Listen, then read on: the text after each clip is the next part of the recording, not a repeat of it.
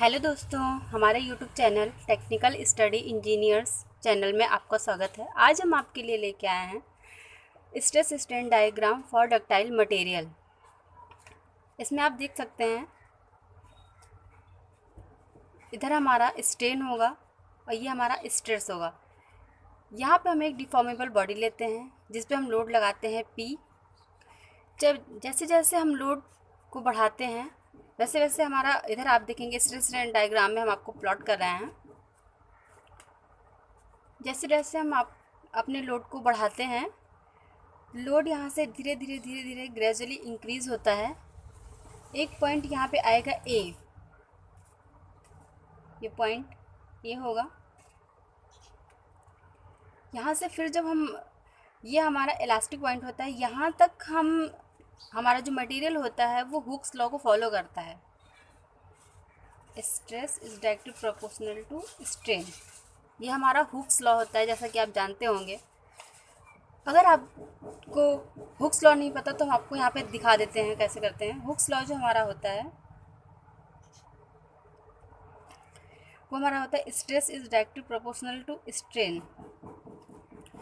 ये जो हमारा प्रोपोर्शनलिटी का साइन होता है, जब हम इसे हटाते हैं तो हमारा स्ट्रेस इज इक्वल टू हो जाता है ई एन इंटू में एप्सिलॉन। ये जो हमारा होता है वो यंग्स मॉडुलस होता है, यंग्स मॉडुलस ऑफ इलास्टिसिटी।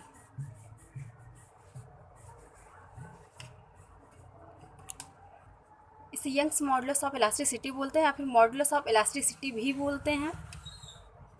यहाँ पे आपने देखा कि पॉइंट ए है, यहाँ तक हमारा जो मटेरियल होता है वो हुक्स लॉ को फॉलो करता है। अगर हम यहाँ से लोड को रिमूव कर लेते हैं तो हमारा जो मटेरियल होता है वो अपना रीगेन कर लेगा शेप एंड साइज को।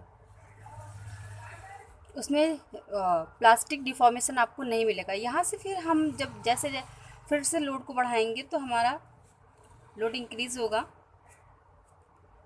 यहाँ से ये हमारा पॉइंट होगा बी। पॉइंट ए और बी के बीच में, जैसा कि आपको क्लियर नहीं दिख रहा होगा, ये पॉइंट है बी। ए से बी के बीच में जो हमारा डिफॉर्मेशन होता है वो इलास्टिक एंड प्लास्टिक दोनों होता है। पॉइंट बी के बाद जब हम लोड को इंक्रीज़ करते हैं तो ये हमारा पॉइंट सी होता है। ये होता है हमारा अपर यील्ड पॉइंट, ये हमारा अपर यील्ड पॉइंट होगा। उसके बाद जब हम लोड को इंक्रीज़ करते हैं तो हमारा ये एक आएगा लोअर यील्ड पॉइंट, इसे हम कहते हैं लोअर यील्ड पॉइंट। इसे मैंने शॉर्ट में लिखा है जैसे कि आप समझ सकते हैं। ये अपर यील्ड पॉइंट होगा, ये आपका लोअर यील्ड पॉइंट होगा। यहाँ से जब हम स्ट्रेस को बढ़ाते हैं, इस यहाँ पे हमारा जो एक आप कह सकते हैं कि अगर मैंने किसी लोड को अगर किसी ये हमारी बॉडी है, इस पर हम लोड बढ़ाते जा रहे हैं। उसके बाद एक पॉइंट बी होता है जिसके बाद हम लोड को रिमूव तो करते हैं पर वो अपना ओरिजिनल शेप एंड साइज को रीगेन नहीं करता है। इसमें थोड़ा बहुत प्लास्टिसिटी आ जाती है। तो अगर यहाँ से आप देख सकते हैं, अगर मैंने लोड को रिमूव किया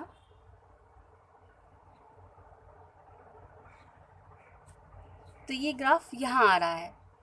यहाँ पे हमारा जो होता है ये स्ट्रेन होगा, इतना इसमें क्या हुआ, प्लास्टिक डिफॉर्मेशन हो।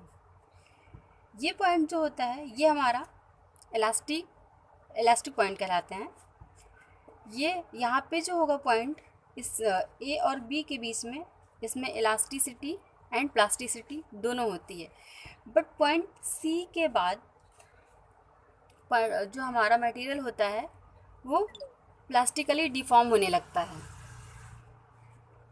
यहाँ पे आप देख सकते हैं कि ये कुछ ऐसा कहीं कहीं दिखाया जाता है। इसका मतलब होता है कि जब हमने किसी बॉडी पे, डिफॉर्मेबल बॉडी पे लोड को लगाया, उसके बाद अगर हम लोड को रिमूव करते हैं तो उसमें ये आपकी बॉडी हो गई, ये मान लीजिए लोड आपने लगाया था, अगर आप इसको यहाँ से हटाइए, इन दोनों को खींच आपने अब आप हटा रहे हैं अगर लोड को, तो क्या होगा, इनके जो पार्टिकल होते हैं, ऐसा हम मान के चलते हैं कि हमारा जो ये मटेरियल है ये आइसोट्रॉपिक है, पर ऐसा होता नहीं है कि इसके homogeneous and isotropic, but homogeneous and isotropic का मतलब होता है कि उसमें सारे मॉलिक्यूल्स जो होंगे वो यूनिफॉर्म होंगे। पर आप देख सकते हैं कि जो हम ये हमारा आइडियली होता है, जो रियली हम देखते हैं उसमें ऐसा नहीं होता। आप देखेंगे ऐसे बेबी एजेस होते हैं, छोटे छोटे छोटे छोटे, अगर हम आपको माइक्रोस्कोपिक लेवल पे देखें तो इसमें क्या होता है कि जब हमारे मॉलिक्यूल्स अट्रैक्ट हो रहे होते हैं, जब हमने लोड को हटाया उसके बाद फिर से लोड को हमने हटा लिया, तो उस पर क्या होता है कि अपना शेप एंड साइज को जब वो उसमें स्ट्रेस की कुछ वैल्यू रह जाती है, इसके लिए करते हैं स्ट्रेस हमने मान लीजिए हटा लिया, तो उस पर क्या होगा कि यहाँ पे जो मॉलिक्यूल्स होंगे वो एक यूनिफॉर्म नहीं होते हैं, जिसकी वजह से उनमें अट्रैक्शन होता है। यहाँ पे मान लीजिए कहीं पे मॉलिक्यूल बहुत ज़्यादा हैं ऐसे, कहीं पे मॉलिक्यूल कम है, तो पहले तो मॉलिक्यूल जो आपने टेंसाइल फोर्स लगाया उसमें डिफॉर्मेशन, या फिर कह सकते हैं आपने डिफॉर्म लोड लगाया, तो वो डिफॉर्म तो होगा, बट उसके बाद उसमें अट्रैक्शन फोर्स होता है, जिनकी वजह से मॉलिक्यूल पूरी तरीके से अलग नहीं हो पाते हैं। उसमें कुछ हम लीनियर नहीं कह सकते हैं जो मूवमेंट होगा, उसकी वजह से वो अट्रैक्ट होते हैं। तो यहाँ पे क्या होती है, स्ट्रेन हार्डनिंग होती है, इसे हम कहते हैं स्ट्रेन हार्डनिंग। उसके बाद तो फिर से ये अपने लोड को इंक्रीज़ कर लेता है। ये एक पॉइंट होता है, ये आप कह लीजिए यहाँ पे होगा डी, ये ई हो गया, ये एफ हो गया। इसे हम प्लास्टिक, इसके बाद हमारा जो कर्व आएगा वो कुछ ऐसा आएगा। यहाँ पे हमारा क्या होता है, फ्रैक्चर पॉइंट होता है, यहाँ पे हमारा मटेरियल फेल हो जाता है। फेल होने का मतलब हम ये नहीं कहते हैं कि मटेरियल हमारा यूज़ में नहीं, मटेरियल हमारा ख़राब हो गया। फेल का दो मतलब होता है, फ्रैक्चर का मतलब होता है पूरी तरीके से टूट जाना, पर फेल का मतलब होता है कि हमारा मटेरियल अब हमारे यूज़ में नहीं आ सकता। मान लीजिए मैंने कोई भी बोल्ट ले लिया, ये हमारा बोल्ट है,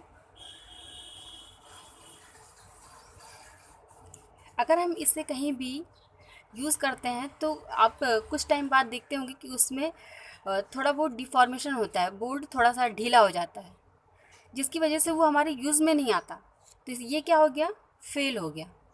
ऐसा नहीं है कि हम इसे रीयूज़ नहीं कर सकते, इसमें कुछ मेंटेनेंस के बाद हम इसे रीयूज़ कर पाएंगे, पर ये उस टाइम के लिए फेल हो गया। थैंक यू दोस्तों, उम्मीद करते हैं कि आपको हमारा वीडियो पसंद आया होगा। अगर आपको हमारा वीडियो पसंद आया है तो इसे लाइक, शेयर एंड सब्सक्राइब करें, ताकि हम आपके लिए ऐसे ही वीडियो लाते रहें। थैंक यू दोस्तों।